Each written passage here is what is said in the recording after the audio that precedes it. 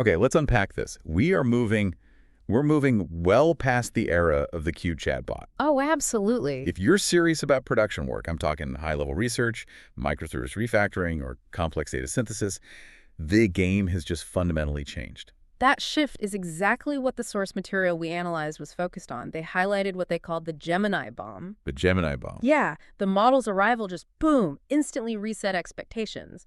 And the initial reaction was pretty visceral. People in the community were calling it ruthless or cold. And here's why that happened, right?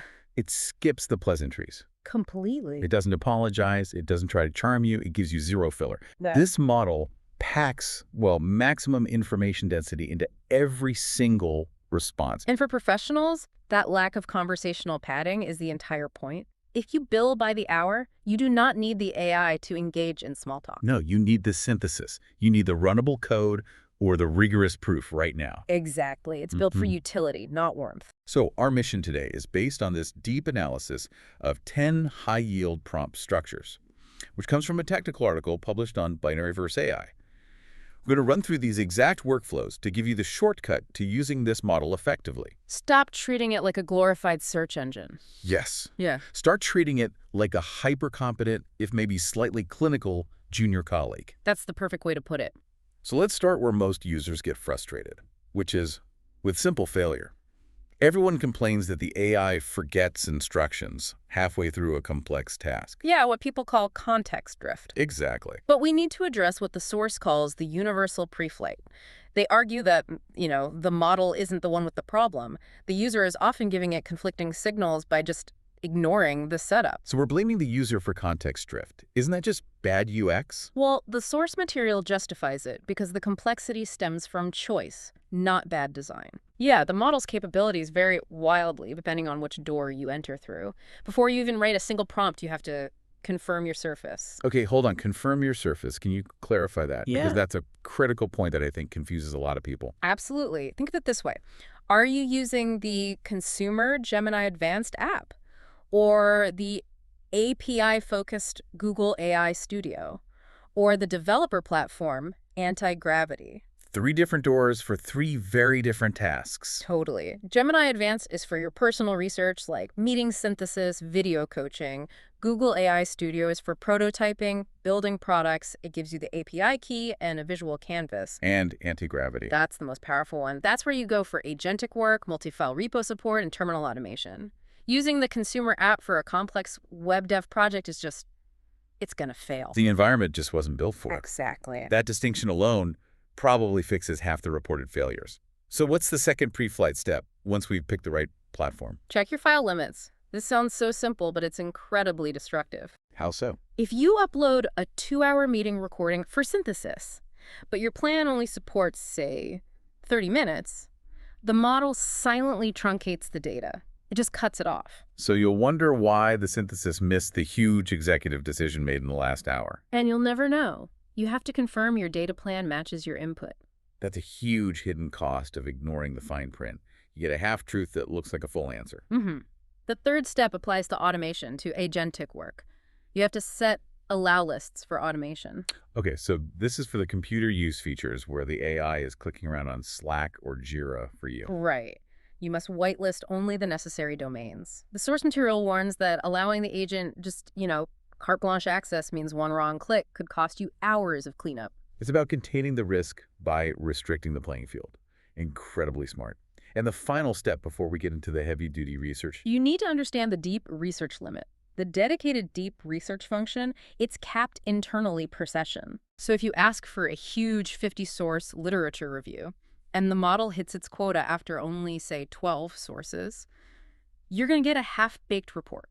It'll lack the depth you expected. So check your limits first. Always. Skip 60 seconds of pre-flight and you'll pay an hour in troubleshooting later. That's a great rule of thumb. Okay, so our environment is locked down. Yeah. Let's move to arguably the highest value feature for any knowledge worker, deep research. Yes. The problem everyone has is you ask for vague research, you get back a vague Wikipedia summary with no citations. We need to force academic rigor. The fix is a very specific demanding prompt structure called the battery report strategy. Let's say you're requesting a report on something complex like solid-state battery tech. Yeah. You have to explicitly require an iterative search strategy. The source mentions one specific demand that radically changes the output. What is that one non-negotiable requirement? You must demand a clickable citation link immediately after every numeric or technical claim. Every single one. Every single one. That requirement changes the AI's entire search architecture. It forces the model to structure its synthesis around verifiable sources, not just its general knowledge. So if it says QuantumScape reported 800 watt-hours per kilogram, there has to be a live link right after that number. If the link isn't there, the output is structurally invalid. And that leads directly to handling the hallucination problem, which is everyone's biggest fear. Right. Because the prompt must also include an explicit uncertainty and conflicts section. You're forcing the model to admit when sources disagree. So it can't just smooth things over. No, it has to list contradictory findings and explain why the data is messy. It stops the AI from presenting a seamless but potentially false narrative. That structural rigor must come at a price, though. What's the ROI? Well, the source material estimated this kind of report runs about $50 at current API pricing.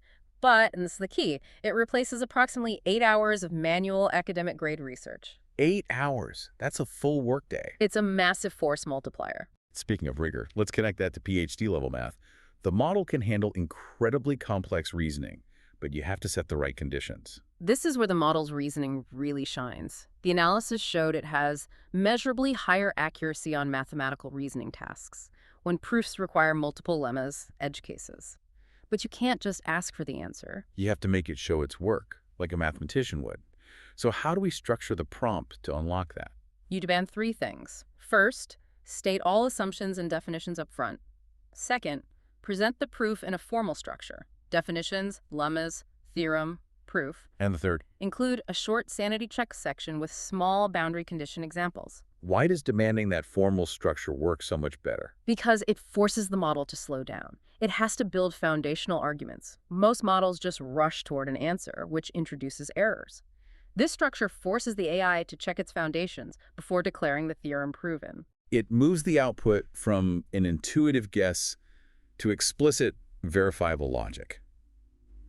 Okay, let's shift gears from research to writing code, taking an idea from a rough sketch to a runnable application. This is what they call vibe coding within the anti-gravity environment, that developer surface we mentioned. Right. It's the ability to sketch a dashboard on a napkin, upload the photo, and get back a working React app. No Webpack, no boilerplate. Okay, the example given is a personal greenhouse dashboard. Yeah. If I upload that sketch, what does the prompt need to get a production-ready scaffold, not just a static mock-up? Modularity is absolutely key. Beyond defining the environment, the aesthetics, minimalist, dark mode, whatever, the prompt must demand a modular architecture. Okay, so for that greenhouse dashboard. You'd explicitly separate mock data providers into a distinct layer and define an interface, like a sensor adapter. So you're telling it to architect the code for scalability for future integration with real IoT sensors instead of just hard-coding data. You're dictating the engineering design patterns exactly. And a quick safety warning here. When Antigravity generates its task list, it will ask for permission to install dependencies. You must approve dependency installs only after a quick scan. You are giving an agent permission to run npm install on your behalf. That security checkpoint is non-negotiable. Got it. A crucial step. Now, for a really surprising use case, building physics sims without a build step. This is astonishing. The model can generate a fully functional, complex simulation like an orbital resonance simulator using 3.js, all inside a single HTML file. No build step, no NPM, no bundlers. 0. It goes from idea to runnable artifact instantly. What are the prompt details you need to get something that complex running right? You have to be specific about the physics. Define the goal, the required CDNs like 3.js for visuals, Logi for controls, and the visual elements like persistent orbital trails. And the interactions, I assume, sliders for orbital speed and so on. Exactly. But the real proof is requiring a resonance lock indicator when the period ratio hits tolerance. Why does demanding that one indicator matter so much? Because it proves the AI understands the simulation logic, the underlying math, not just the syntax to draw circles. It shows true functional synthesis. And you still need to test it locally, right? Always. Copy the final HTML and test it outside the live preview. Preview environments have resource limits that can mask performance issues. Okay, let's dive into the area that gives people the most pause. Agentic engineering. the AI acting on your behalf, touching critical code bases. Right. This is high-risk, high-reward territory. A great example is safe multi-file refactoring. Imagine moving an entire microservice codebase from legacy JWT authentication to the modern OIDC standard. That's a classic migration nightmare. A recipe for crippling code regression if you do it wrong. It is. So the prompt has to enforce safety before the agent starts coding. Yeah. The protocol requires the agent to ask for or infer all the required OIDC parameters, issuer URL, audience, scopes, and list them out explicitly before it touches a single line of code. So it forces the planning phase. No guessing vital config details. And then for the implementation, the key to trust is visibility. Force. So the prompt demands the agent provide a file-by-file summary of changes in Y, plus migration notes, and even a rollout checklist with advice on feature flags. It shifts the AI from being a reckless executor to a structured project manager. I like that. It prevents that silent code regression. Now let's apply that safety lens to external systems, computer use, and automation. The Slack Jira agent. The fear of the agent going rogue is very real. It is, but the solution is pretty straightforward. Restriction and confirmation. The prompt has to require the agent to navigate only on allow-listed domains, like slack.com or Atlassian.net. And demand human confirmation for sensitive actions. Yes, things like inviting a new user to a private channel or deleting tickets. You are the firewall. You are the firewall. It prevents accidental deletion. Gotcha. And finally, the agent has to provide a comprehensive action log. Allow lists and confirmations solve the rogue agent problem by just introducing explicit human checkpoints. Okay, time to cover multimodal mastery. We're moving beyond text now and into synthesizing complex data visuals, maps, audio. Let's start with the interactive data viz, the Cobalt supply chain map. Yeah. How do you stop the AI from just inventing data to fill in the blanks? That is the trap. The prompt has to contain one crucial, non-negotiable instruction. Do not invent data. That's simple. It has to be explicitly told to use only an uploaded dataset or a clearly cited public dataset listed beforehand. Accountability is the core principle again. And what should the resulting interactive map provide to be genuinely useful? It needs advanced features. Things like toggleable scenarios, standard growth versus recycling heavy, and tooltips that show the source references and a defined geopolitical risk score, say from 0 to 100. And you have to save the methodology. No black box risk assessments. Exactly. You must save the note that outlines precisely how those risk scores were computed. Let's talk about the expanded context window. Video coaching and Omni-OCR. An hour-long video is a massive amount of context. The 1 million token context window allows for incredibly detailed analysis, like with tennis match coaching. The prompt should demand identification of, say, 3 specific timestamps for footwork errors. And not just qualitative stuff, right? No, you can ask for an estimated trunk rotation error. And critically, it should state its uncertainty if the angle is unreliable, and then provide 3 targeted drills. That's amazing. What about messier data, like crumpled handwritten manifests with Omni-OCR? This is the agent's ability to read practically anything. The prompt just needs to require data extraction into JSON with a specific schema. The core rule here is absolute. Do not guess. So if it's uncertain about a field on a crumpled page, It must output null and set the confidence to low.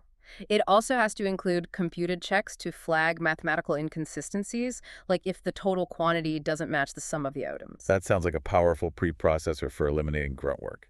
Okay, finally, let's revisit that ruthlessness idea in the Ruthless Executive Assistant. Meeting synthesis. This leverages that information density to surface conflict, not hide it.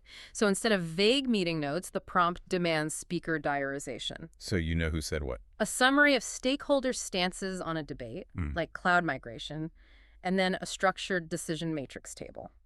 But why is forcing the AI to flag conflict useful? Isn't the point of meeting notes usually to find consensus, to smooth things over? The source argues that smoothing over disagreements in notes is a corporate habit that kills decision-making. The value here is that the AI performs the ruthless task of surfacing the specific CTO, quote, and the CFO's counter-argument. Making it impossible to ignore the friction. Exactly. The decision matrix explicitly flags unresolved conflicts, backed by short, time-stamped evidence. It replaces vague notes with actionable conflict summaries. So after all of these hyperstructured workflows, what's the final verdict? The final conclusion from the technical analysis is clear. This model is a force multiplier, not a friend. It will not apologize. It provides the densest, most useful response possible because it assumes you value time over pleasantries.